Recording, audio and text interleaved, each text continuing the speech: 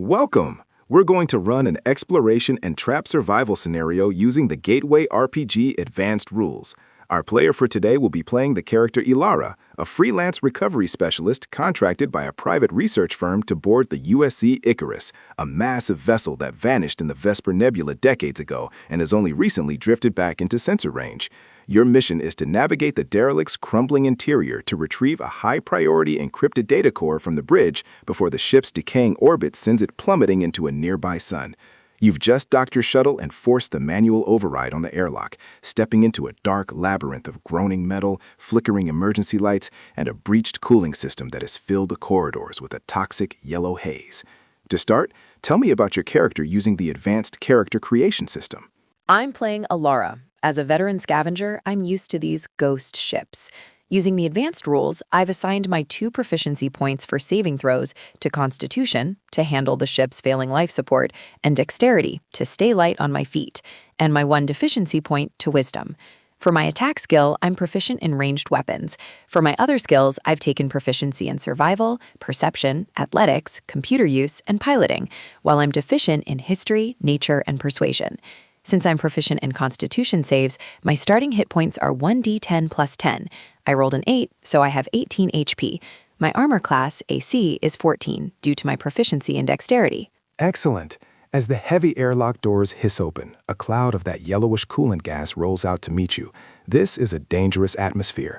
I need a perception check to see if you can navigate the low visibility and find a functional maintenance console to get your bearings. Since you are proficient, you have advantage. The difficulty class, DC, is 13. I rolled 2 d20s. I got a 9 and a 17. I'll take the 17. Success. You navigate through the swirling mist, but as you reach for the console, the floor plating beneath you, weakened by decades of chemical corrosion, buckles.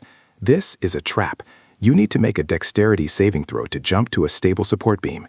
You have advantage because of your proficiency. The DC is 14. I got a 6 and a 15. The 15 just clears it. You leap to safety, but the sudden movement causes your pressurized suit to snag on a jagged piece of metal, creating a small tear.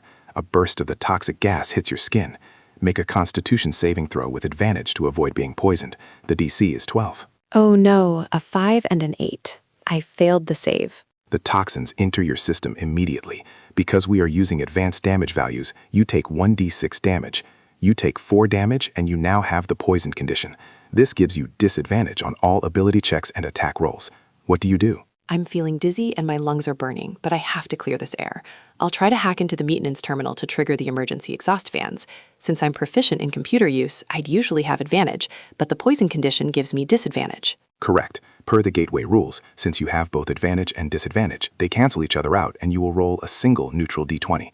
The DC to bypass the corrupted security is 14. I rolled a 16. Success. The terminal chirps and the massive overhead fans groan to life, sucking the yellow mist out of the corridor. The air clears and your suit's internal injectors neutralize the toxins, ending the poisoned condition. You're at 14 HP, but the path toward the bridge is finally visible. What's your next move? I'll take a deep breath and use some emergency sealant tape to patch the tear in my suit. I'm at 14 HP and I can't afford to lose any more to the environment. I'm going to head toward the bridge, but I'll move cautiously. I want to use my survival proficiency to keep an eye on the floor plating and overhead pipes so I don't get caught by another collapse or a steam burst. Good call. As you navigate the winding corridor, the ship's artificial gravity starts to flicker, a side effect of the decaying orbit.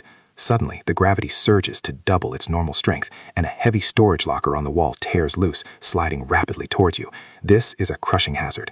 You need to make an athletics check to brace yourself and shove the locker aside before it pins you. Since you are proficient, you have advantage. The DC is 15. I got an 8 and a 19. I'll take the 19. You plant your feet and catch the locker with a grunt of effort, redirecting its momentum so it crashes into the opposite wall. You're safe, but you're now standing right outside the bridge's blast doors. They're sealed, and the emergency keypad is sparking. It looks like a high-voltage trap. If you touch it without grounding it, you'll take a massive shock. You can try to bypass the circuit using computer use. I'm not touching that with my bare hands. I'll pull out my multi-tool and try to interface with the junction box nearby to reroute the power. Since I'm proficient in computer use, I'll roll with advantage.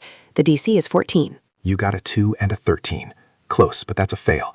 As you poke the wires, a blue arc of electricity jumps from the panel to your tool. Since it's a major trap, it deals 2d6 damage. You take 7 damage. You're down to 7 HP, and your arm is numb from the shock. That hurt. I can't fail again. The sun is getting way too big in those windows. I'm going to use my athletics proficiency to just pry the manual release lever.